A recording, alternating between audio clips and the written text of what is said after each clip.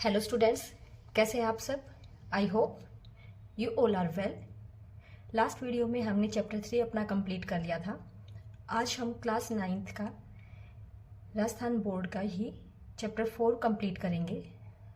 Chapter 4 start करते हैं, जिसका नाम है इंटरनेट टेक्नोलॉजी। हिंदी में बोलते हैं इंटरनेट तकनीकी। अब ये इंटरनेट होता क्या है? इंटरनेट एक वर्ल्ड वाइड नेटवर्क है, मतलब एक वैश्विक नेटवर्क है जिससे ऑल ओवर वर्ल्ड जितने भी छोटे बड़े कंप्यूटर्स हैं, जितने भी डिवाइसेस हैं, उन सबको आपस में जोड़ सकते हैं हम किसकी हेल्प से? इंटरनेट की हेल्प से। इसलिए हम इंटरनेट को नेटवर्क ऑफ नेटवर्क, मतलब नेटवर्कों का नेटवर्क भी बोला जाता है, क्योंकि विश्व के जितने भी नेटवर्क हैं, मतलब लगभग सभी नेटवर्क को इंटरनेट के माध्यम से हम जोड़ सकते हैं। आप दुनिया के किसी भी कोने पे हो, कहीं भी हो आप, तो इंटरनेट का यूज करके कोई भी जानकारी आपको अगर लेनी है तो आप इजीली उस चीज को, उस नॉलेज को ले सकते हो। इंटरनेट क्या करता है? इंटरनेट सारे ऑल ओवर वर्ल्ड की जितने भी डाटा है, जितने भी इंफॉर्मेशन है, उनके एक्सचेंज करने की कैपेसिटी रखता है। उनको एक्सचेंज अगर हमें करना है, उनका आदान प्रदान अगर हमें करना है, तो इंटरनेट के थ्रू हम इजीली कर सकते हैं। अब इंटरनेट का कोई पर्टिकुलर ओनर नहीं है कि भाई ये इंटरनेट ये का कोई मालिक है। इंटरनेट का कोई स्वामी नहीं है जो इसे चलाता हो, लेकिन कुछ ऐसी एजेंसी हैं जिनकी हेल्प से वो क्या करते हैं, कुछ रूल्स, कुछ रेगुलेशंस या कुछ स्टैंडर्ड या मानक निर्धारित करते हैं, और अन्य कई ऐसे मुद्दे होते हैं जिनकी जानकारी देकर इंटरनेट के ग्रो करने में हेल्प करते हैं, मतलब इंटरनेट की सफलता में सहभागी बने हैं। तो पर्टिकुलर कोई एक इसका ओनर नहीं बोल सकते, या एक इसका ये नहीं कह सकते कि इसका मालिक है। मिलजुल के एजेंसीज जो हैं वो क्या करती हैं, कुछ स्टैंडर्ड मेंटेन करती हैं कि इन रूल रेगुलेशन को फॉलो करते हुए हम इंटरनेट को एक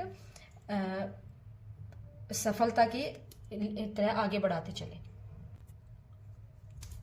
अभी अभी हमने पढ़ा कि कुछ ऐसी एजेंसियाज हैं जो क्या करती है, इंटरनेट के कुछ स्टैंडर्ड्स को मेंटेन करने में हेल्प करती हैं। तो उनमें से एक हमारी है world wide web consortium, W3C बोल देते हैं उसको शॉर्ट फॉर्म में। W3C क्या है? It is a team who decides the standards and guidelines for various aspects of internet and research on internet is called W3C।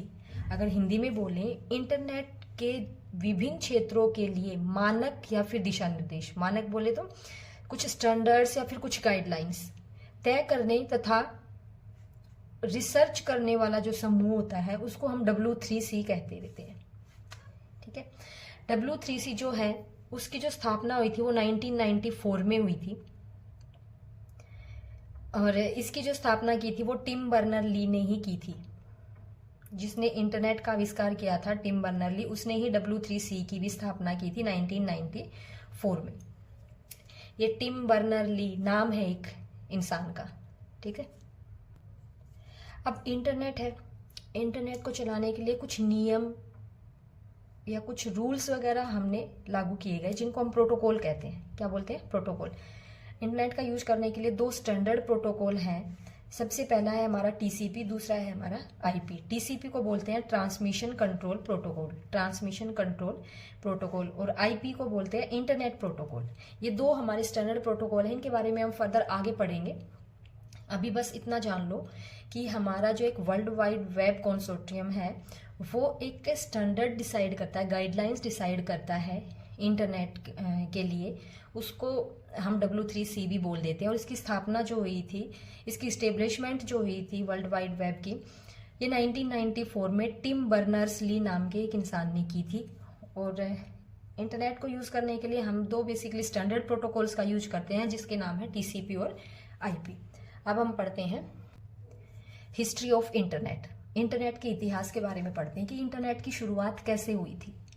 ठीक है, सबसे पहले जो इंटरनेट की जो स्टार्टिंग हुई थी 1960 के दशक से हुआ था। इसका शुरुआत जो हुआ था, सबसे पहले अमेरिका में जो रक्षा विभाग जो था, मिलिट्री वगैरह जो थे, उन्होंने इसका यूज किया था बेसिकली साइंटिफिक रिसर्च और एक्सपेरिमेंट के लिए किया था। इसका बिल्कुल स्टार्टिंग में जो यूज किया गया था ओनली साइंटिफिक पर्पज के लिए किया गया था। फिर उसके बाद 1969 में एक आरपानेट नाम का एक नेटवर्किंग प्रोजेक्ट लॉन्च किया गया था। जो आरपानेट जो था, आरपानेट नाम का जो प्रोजेक्ट है, ये एक अमेरिकी रक्षा विभाग ने अपने साथ कैलिफोर्निया विश्वविद्यालय और स्टैनफोर्ड रिसर्च एजेंसी को नेटवर्क द्वारा जोड़कर इसकी शुरुआत की थी। मतलब एक आरपानेट क्या था, शुरू में जो इंटरनेट शुरू हुआ था वो 1960 में स्टार्ट किया गया। ये अमेरिका के रक्षा विभाग से ही शुरू किया गया था। बेसिकली इंफॉर्मेशंस को ये जो कोई हमारी ऐसी इंफॉर्मेशन जो हम किसी और को ना बताना चाहें, ठीक है ना, उन इंफॉर्मेशन को शेयर करने के लिए यूज किया गया था। बाद में क्या हुआ, 1969 में एक आरपानेट नाम का एक प्रोजेक्ट लॉन्च हुआ। आरपानेट में क्या हुआ, अमेरिका के रक्षा विभाग ने अपने साथ में एक कैलिफोर्निया विश्वविद्यालय और एक स्टैनफोर्ड रिसर्च एजेंसी को भी मिला लिया, तो वो नेटवर्क क्या हुआ, थोड़ा सा बड़ा हो गया। अब जो आरपानेट जो था उसका शुरुआती दौर पे जब यूज किया गया था वो युद्ध के समय में किया गया था, जिसमें क्या था, बिना किसी मुश्किलों के हिडन इन्फॉर्मेशन अगर हमें भेजनी है, मतलब गोपनीय सूचना अगर हमें भेजनी है, कोई सीक्रेट इन्फॉर्मेशन अगर हमें भेजनी थी, या फिर जो कम्युनिकेशन अरेंजमेंट जो था, मतलब कुछ संचार व्यवस्था को सुरक्षित रखने के लिए शुरुआत में आरपानेट का यूज किया गया था। लेकिन थोड़े समय बाद क्या हुआ, इसके मिलने वाले लाभों को देखकर इसकी लोकप्रियता बढ़ने लग गई और इंटरनेट का यूज धीरे धीरे क्या हो गया, ज्यादा होने लग गया था।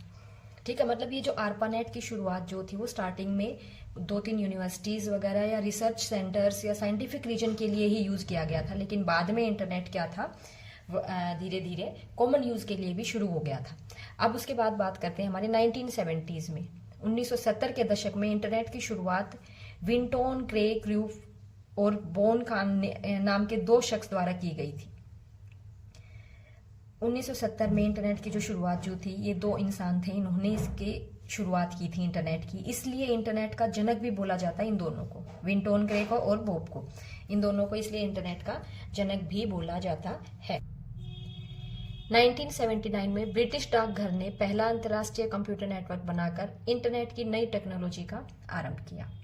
फिर उसके बाद 1986 में अमेरिका की नेशनल साइंस फाउंडेशन NSF ने क्या किया, NSF नेट नाम का एक नेटवर्क डेवलप किया। बाद में इसे आरपानेट से ही जोड़ दिया गया। फिर 1989 में ब्रिटिश वैज्ञानिक टिम बर्नर-ली, जिसने वर्ल्ड वाइड वेब की भी स्थापना की थी, 1989 में ब्रिटिश वैज्ञानिक टिम बर्नर्स-ली ने इंटरनेट पर कम्युनिकेशन को इजी बनाने के लिए वर्ल्ड वाइड वेब का आविष्कार किया। इंटरनेट के इतिहास में यह एक क्रांतिकारी खोज थी। वर्ल्ड वाइड वेब जो थी हमारी क्या थी, एक क्रांतिकारी खोज थी। अब फिर आया 1990s, मतलब 1990 में उन्होंने क्या किया, दुनिया की पहली वेबसाइट लाइव करी थी, सबसे पहली वेबसाइट। फिर 6 अगस्त 1991 को इस वेबसाइट को दुनिया भर के लोगों ने देखा। इसके बाद 1993 में पहले ग्राफिकल वेब ब्राउजर और मोज़ेक वेब ब्राउजर्स, वोजेक्स जो सॉफ्टवेयर जो है, इनकी खोज हुई, जिसकी वजह से इंटरनेट के डेवलपमेंट को काफी स्पीड मिली, मतलब उसका डेवलपमेंट बहुत तेजी से होने लग गया। अब इसके बाद तो नई नई टेक्नोलॉजी ऐड ऑन होती चली गई और नेटवर्क जो है इंटरनेट की दुनिया में जुड़ते चले गए।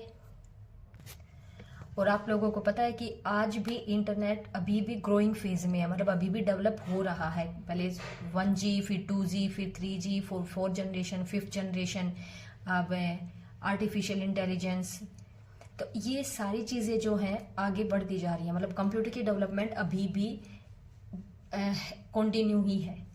ओके, जो हमारे इंटरनेट जो है उसकी डेवलपमेंट अभी भी स्टिल गोइंग ऑन, मतलब अभी भी स्टार्ट ही है, मतलब कंटिन्यू है। अब हम अपना पढ़ेंगे next topic, that is working of internet. सबसे पहले हमने पढ़ा इंटरनेट के बारे में, फिर हमने पढ़ा कि इंटरनेट की हिस्ट्री क्या थी, कैसे कैसे इंटरनेट कैसे ग्रो हुआ था धीरे धीरे करके, अब कैसे हमारी AI का ज़माना आ गया है। ठीक है, अब हम पढ़ते हैं वर्किंग ऑफ इंटरनेट। इंटरनेट से जुड़ने के लिए हमें ISP की हेल्प लेनी पड़ती है। ये ISP क्या होता है, इंटरनेट सर्विस प्रोवाइडर, जो इंटरनेट की सर्विस प्रोवाइड करता है। ठीक है। ISP यह एक कंपनी है जो आपको इंटरनेट और अन्य वेब सर्विसेज प्रोवाइड करती है। अब इंटरनेट से जुड़ने के लिए इंटरनेट सर्विस प्रोवाइडर कई तरह के तरीके या कई तरह के वेज हमें देता है, जैसे कि हम डायल अप कनेक्शन का यूज कर सकते हैं, केबल कनेक्शन का यूज कर सकते हैं, फाइबर ऑप्टिक केबल का यूज कर सकते हैं, वाईफाई का यूज करके हम इंटरनेट से जुड़ सकते हैं। लेकिन ये सब कनेक्शन प्रोवाइड कौन करता है? Internet service provider. मान लिया अगर आपको जियो का कनेक्शन लेना है तो आप क्या करेंगे? आप इंटरनेट सर्विस प्रोवाइडर को फ़ोन करोगे या फिर उससे बात करोगे, तो इंटरनेट सर्विस प्रोवाइडर तुम्हें क्या करेगा? नेट यूज़ करने के लिए तुम्हारा डाटा रिचार्ज करेगा। लेकिन उसके लिए ये फ्री ऑफ कॉस्ट नहीं है, इसके लिए आपको क्या करना पड़ता है? पैसे देने पड़ते हैं इंटरनेट सर्विस प्रोवाइडर को। ठीक है। भारत में, इंडिया में सबसे पहले केवल एक ही इंटरनेट सर्विस प्रोवाइडर कंपनी थी जिसका नाम था VSNL। VSNL था विदेश संचार निगम लिमिटेड, विदेश संचार निगम लिमिटेड।